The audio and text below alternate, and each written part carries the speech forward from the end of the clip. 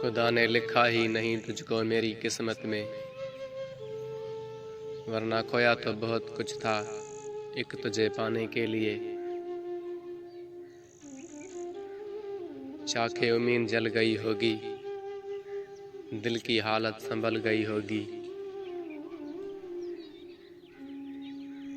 قتل نہ کرو بس محبت کر کے چھوڑ دو،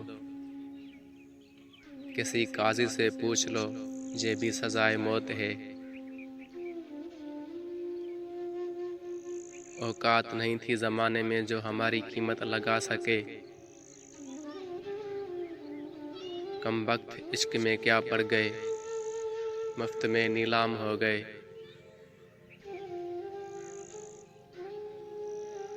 قدر ہو ہی جاتی ہے پر وقت نکل جاتا ہے، جس نظر سے نظر انداز کرتے ہو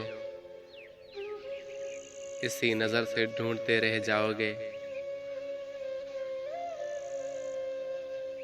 پیار محبت ناز نخرے، ستانا رلانا اور پھر منانا سر آنکھوں پہ، مگر خدا را محبتوں میں شامل کوئی تیسرا نہ ہو۔